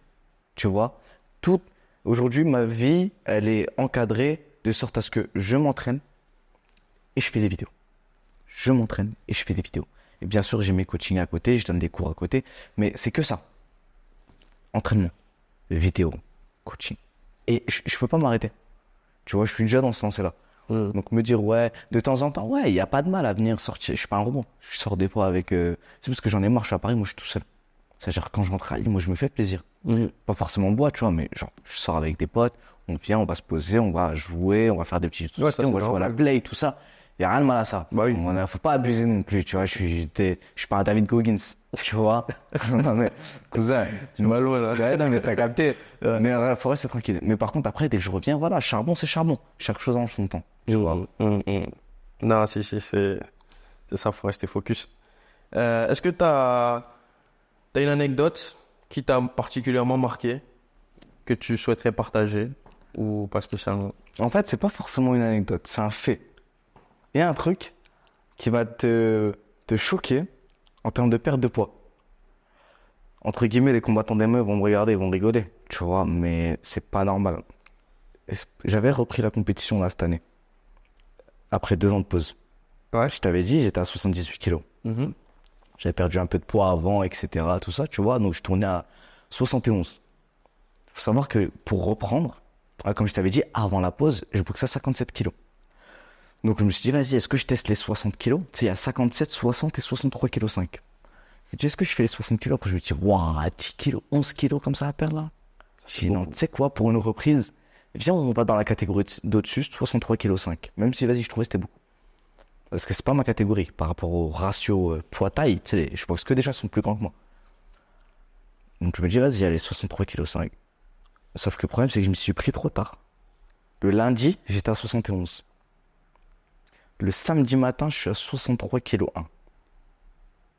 En une semaine, Non, 5 jours. ouais, 5 jours, t'as perdu tout ça.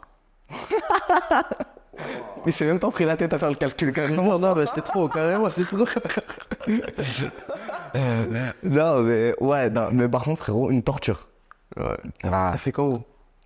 frérot, une torture. Une torture. T'es privé de nourriture, d'eau, je sais pas. Même d'eau, même d'eau, même d'eau. Genre, je buvais, mais très peu dans une journée. Très peu. Genre, même ma quantité d'eau, je la contrôlais, tu vois. Genre, je gérais, je veillais à pas trop boire. Et je courais au début, tu sais, sur les premiers jours, 2 fois par jour. Genre, je courais une fois le matin, une fois le soir. Je faisais des 10 km le matin, 10 km le soir. J'avais, tu sais, que j'ai boxé avec les jambes en feu. En feu. Donc, frérot, c'est une dinguerie. Waouh. Je courais 2 fois par jour. Arrivé au jeudi, je vois, ça suffit pas. Ça suffit pas. Je suis toujours à. Je m'en rappelle. Le vendredi matin, j'étais à 66. Et je devais être à 63,5 le lendemain matin. Tu vois. Ça veut dire que j'ai couru, je crois, 3 fois dans la même journée ce jour-là. Sachant que j'ai bu très très très peu. Et j'ai pas mangé la journée. Ça, c'est par contre, ça je me rappelle, j'ai vraiment pas mangé la journée. Horrible. Et il y a un jour où, en fait, parce que le corps, tu sais, et ça j'ai remarqué, mon corps, à chaque fois que je vais refaire une perte de poids, ça va être de plus en plus difficile.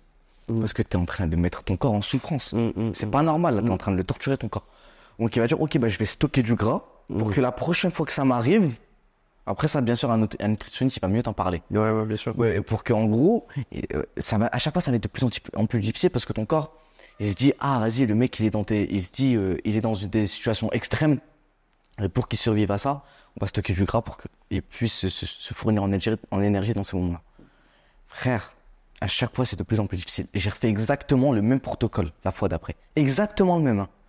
Frérot, j'étais la veille, donc la veille du combat, le soir. Là, je t'ai dit, la veille du combat, le matin, vendredi matin, j'étais à 66. Là, le soir, j'étais à 66. Et le lendemain matin, je devais être à 63,5. Frérot, là, à ce moment-là, je te dis, hein, physiquement, je te parle de physiquement, j'ai passé le pire moment de ma vie.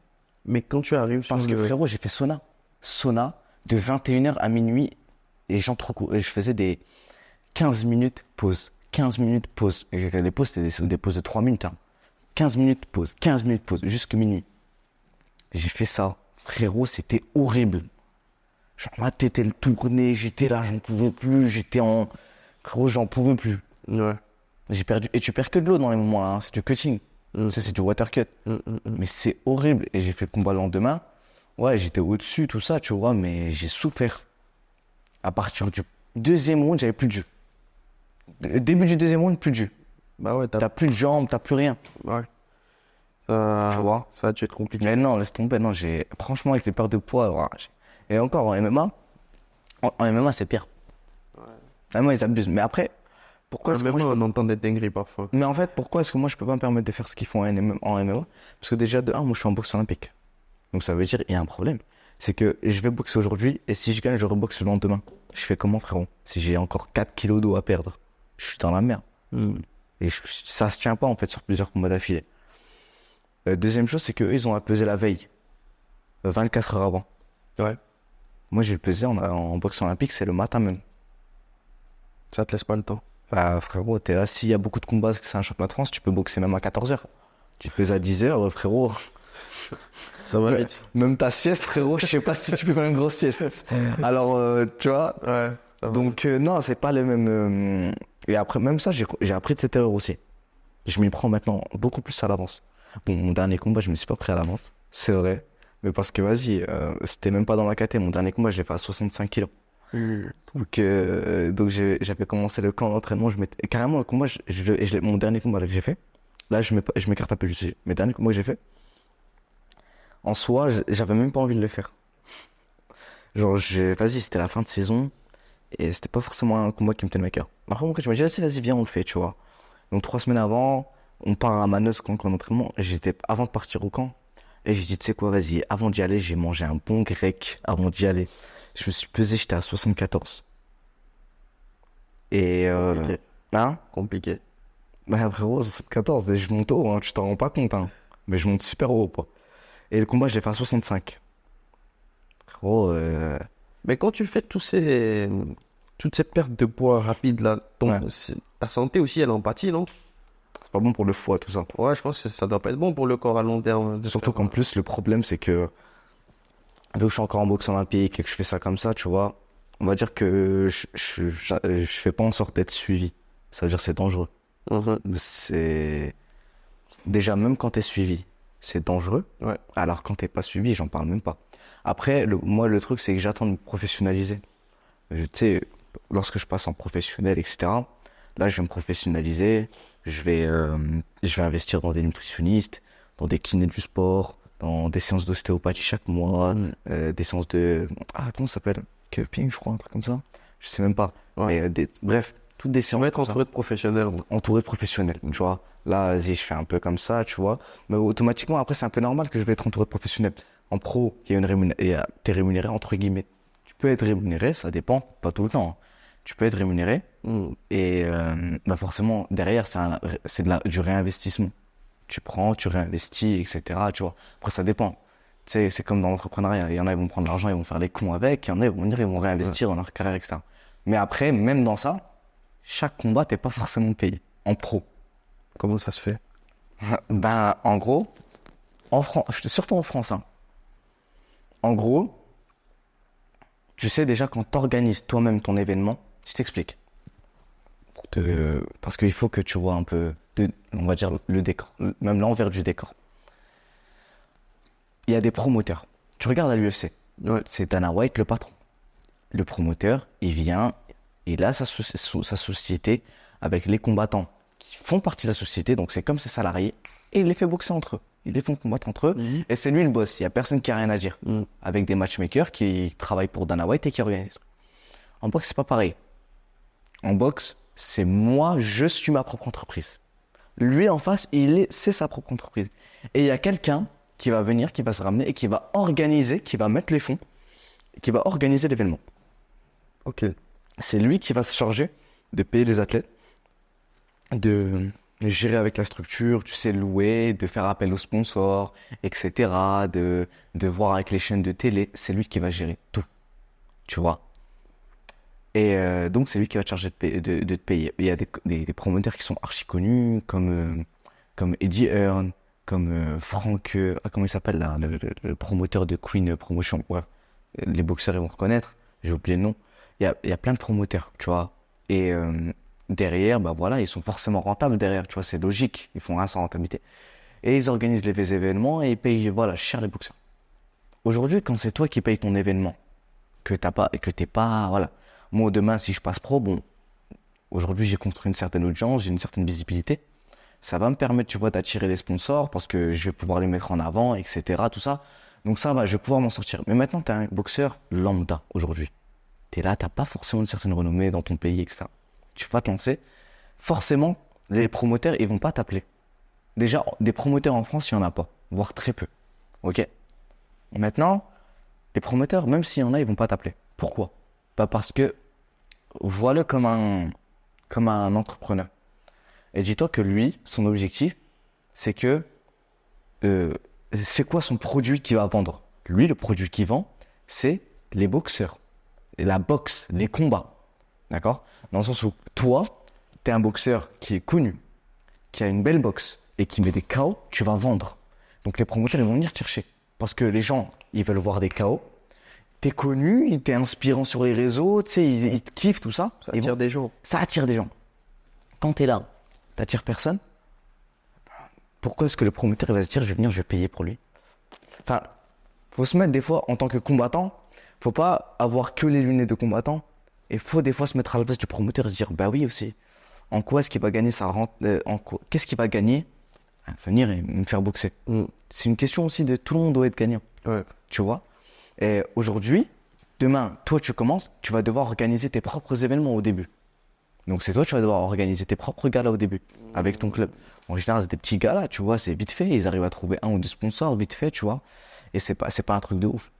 Et tu viens, et forcément, quand tu dois payer l'adversaire, et des fois, les combattants, ils les payent de leur propre poche, de leurs économies. Alors oui, demain, moi, tu viens. J'ai envie de commencer ma carrière. J'ai besoin d'un combattant.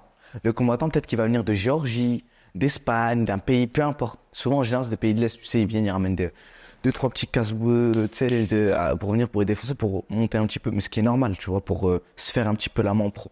Le mec, faut le payer. C'est normal. Faut lui payer son billet d'avion, faut lui payer son hôtel, faut lui payer la bourse pour le combat. Plein de choses comme ça. Ce qui fait que forcément, le mec, il est obligé de sortir un peu de sa poche. S'il n'a pas beaucoup de sponsors qui sont derrière lui. Tu vois ou pas? Ouais, je comprends. Et le temps de... Tu sais, ils vont tous faire ça, payer leur combat. Le temps de se faire une renommée, de devenir quelqu'un, d'attirer les chaînes de télé. Et là, potentiellement, il va commencer à avoir des propositions pour des combats, pour des ceintures. Au fur et à mesure qu'il monte dans les classements, au fur et à mesure qu'il gagne en notoriété, s'il est intelligent et qu'il gère bien sa com, etc., etc., là, il va commencer à avoir des propositions. Et là, peut-être, il va pouvoir en vivre. Et encore, tu vis bien de la boxe vraiment un certain niveau. Vraiment. Tu vois. Aujourd'hui, en France, moi, je te dis, il n'y a aucun événement français, à part peut-être l'Y12, tu vois. Mais entre guillemets, il n'y a aucun événement français qui paye tous ses combattants. Et c'est vraiment compliqué de s'en Faut sortir. pas croire. Je te dis, il y a l'Y12, j'ai entendu, ils payent leurs combattants, tu vois, ils payaient bien. Mais après, ça dépend quel combattant aussi déjà, tu vois. Mais ils payaient leurs combattants. Mais tous les autres événements en France, en général, quand tu vois un promoteur, il va pas payer tous ses boxeurs. Il va lui proposer, allez, vas-y, je t'organise un combat gratuit, vas-y, c'est bon. Boxe, t'as pas payé ton combattant, sois déjà content. Tu vois, c'est comme ça qu'ils réfléchissent. Mais la boxe, enfin, c'est pas normal. Et toi, à long terme, tu te vois aller combattre à l'étranger, aux États-Unis par exemple? Ouais. Ben, qu'est-ce que tu veux que je fasse quoi en France en fait? C'est-à-dire que je devienne une star en France, mais que je sois inconnu du monde entier? Non. Dis-toi juste un truc.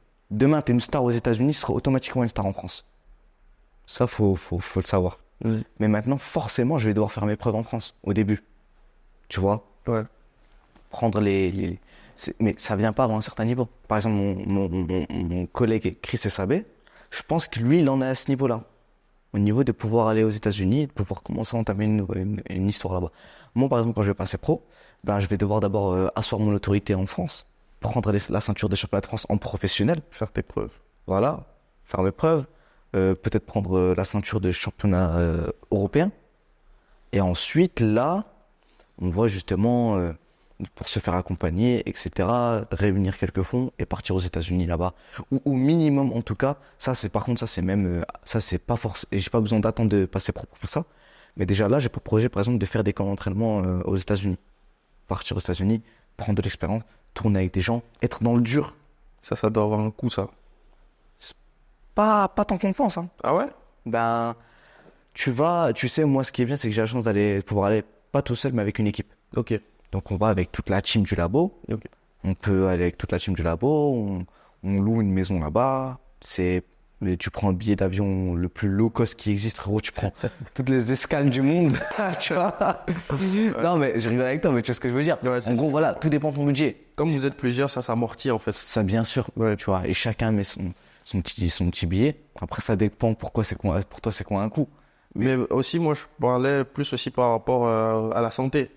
Parce que tu vas là-bas pour faire un peu de boxe, tu Ouais. vas prendre des coups. Ouais. Se faire soigner aux États-Unis, on sait tous que ça Non, coûte une blinde. c'est super cher. Après, c'est à toi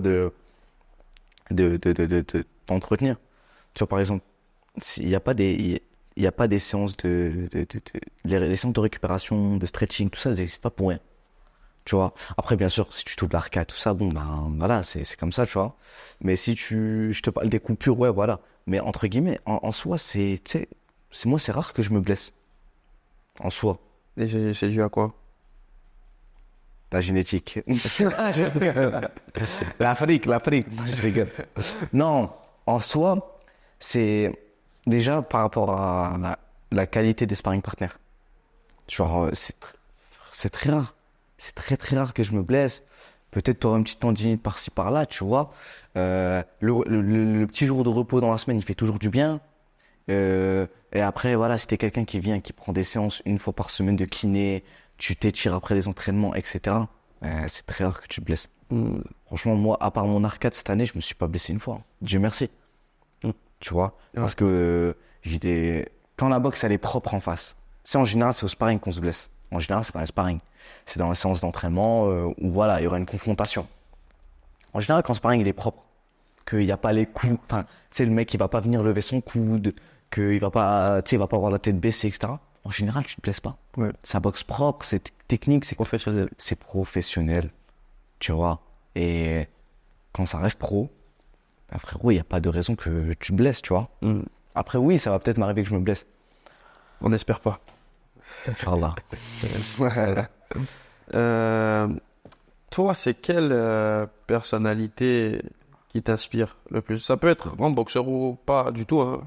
Mais quelle personnalité t'inspire là, toi? Personnalité qui m'inspire, je dirais, en fait, il y a il y a des boxeurs, tu vois, qui inspirent forcément, tu vois, par exemple, Mohamed Ali. Mais avec son histoire, sa prestance, Ah, c'est évident.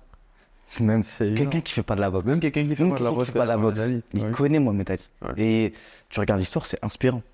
Tu vois, c'est inspirant. Maintenant, il y a plein. Moi, j'aime bien l'histoire, les personnages historiques. C'est-à-dire tout ce qui est. Moi, j'aime bien regarder, lire un peu les histoires des conquérants, l'histoire des peuples, tu vois. C'est-à-dire, par exemple, Napoléon, royauté, charisme, tu vois. Quand tu regardes au niveau du... Moi, j'aime bien étudier c'est l'histoire du Maroc, l'histoire de mon pays. Donc, quand tu regardes Youssef ibn Tashfin, Tariq ibn Ziyad, ça, c'est des personnages, gros, des grands conquérants. Et, tu sais, c'est pas forcément l'histoire de guerre, tu vois, qui me fait kiffer dans l'histoire, mais c'est le personnage, les forces de caractère, les décisions qu'ils prennent, tu vois, et les histoires des conquérants, Khalid ibn Walid, tout ça, des personnages comme ça. Mais c'est pas forcément là, je te parle tu vois, de tout ce qui est de l'Orient, tout ça. Mais tout ce qui est les personnages même français, tout ça, laisse tomber, Ouais. tu vois. Même même au niveau, comment ça s'appelle? Au niveau des États-Unis. Enfin, quand tu regardes, moi j'aime bien Michael Jackson aussi. Tu vois, c'est plein de personnalités comme ça. Mais dans le milieu de la boxe, je dirais Mohamed Ali. J'aime bien aussi les conquérants, tu vois, j'aime beaucoup, c'est la force de caractère de ces personnages. Et si on sort un petit peu du contexte histoire au niveau à titre entre guillemets, des personnes que je connais, tu vois, moi j'aime bien mon coach. C'est même pas, moi il m'inspire beaucoup de, en tant que personne, tu vois. en tant que personne. Genre, c'est quelqu'un, il a une force de caractère et il a un fond.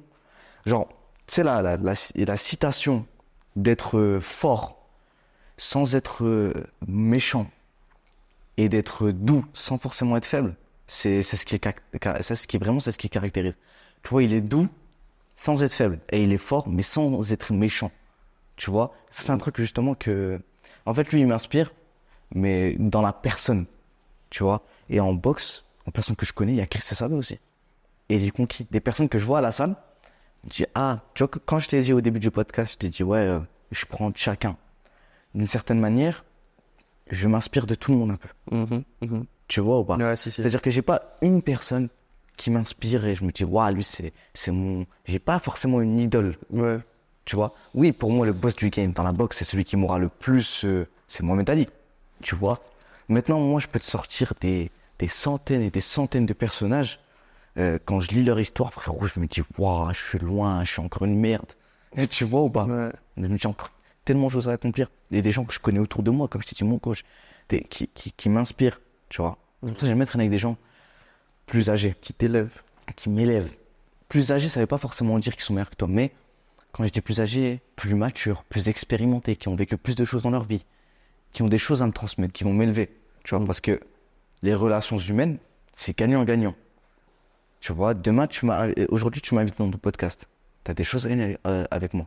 Je suis venu dans ton podcast et j'ai des choses à gagner en faisant ça. Tu vois, dans les relations humaines, c'est pareil. C'est pareil. Mm. Je suis venu au labo, chez mon coach, il m'a pris, c'est pas pour rien. Je suis parti chez lui, c'est pas pour rien. Je m'entends bien avec quelqu'un, pourquoi? Peut-être parce qu'il me procure certaines émotions. Parce qu'il me fait rire, que ce soit homme ou femme, hein, Ouais. des relations. Parce qu'il me fait rire, ou elle me fait rire. Parce que on passe des moments qui me procurent certaines choses, tu vois. Et tout est une question d'intérêt commun, tu vois. Mm. Et aujourd'hui, quand je traîne avec des gens, je choisis avec qui je traîne. Genre, c'est pas pour rien. Moi, quand je suis en Île-de-France, j'ai pas de potes. Mes potes ici, ils sont à Lille, avec qui, voilà, j'ai grandi avec eux. Et eux, il n'y a pas forcément d'intérêt. Eux, c'est parce que c'est mes frères, tu vois. Depuis petit, voilà, c'est depuis petit. Mais en dehors de ça, oui, il y a toujours un petit intérêt. Faut pas se le cacher. Il faut même pas se le cacher. Et c'est pas forcément malsain. Mm. C'est ce que la vie, c'est comme ça. Gagnant-gagnant, dans tout. Maintenant, au début, peut-être que ça va être une relation gagnant-gagnant. Ça n'empêche pas qu'après, ça en découle une certaine amitié, une certaine fratrie, etc. Tu vois, bah, et moi, je suis beaucoup dans cette optique-là. Me dire, ok, qu'est-ce que j'ai gagné? Qu'est-ce que j'ai à gagner lorsque je vais venir, je vais traîner avec toi? Tu vois, par exemple, aujourd'hui, quand je parle avec mon coach, quand je traîne avec lui et qu'on parle de tout, je sais d'une certaine manière, il m'élève. D'une certaine manière, il me fait voir une vision des choses. Et là, je parle pas que de mon coach, je parle de tout le monde. Ouais. Il me fait voir une vision des choses que je n'avais pas. Je me dis, ah, ok, ouais. Tu vois, comme les deux faces d'une montagne. Moi, je voulais une face, l'autre, il veut. Et en fait, quand il va me soumettre l'idée, je me dis, ah, ok. Et c'est comme ça, on s'élève constamment. Et même moi, même si je suis plus jeune, je vais supposer des idées, je vais proposer des idées, je vais leur faire voir des choses que peut-être ils ne voyaient pas. C'est pas une question d'âge. Je connais des gens, frérot, ils ont 30 ans, ils tapent encore des nuits blanches sur la play. Ils ont pas une certaine vision des choses. Et je dis pas que de temps en temps, voilà, c'est pas forcément. Mais dans le sens où ils sont pas forcément un objectif, ils veulent pas forcément se développer, faire leur vie, etc. C'est pas une question d'âge. C'est une question de vécu, c'est une question de savoir ce que tu veux faire. Voilà, c'est une question d'objectif et de dalle. Ouais. Si, je capte.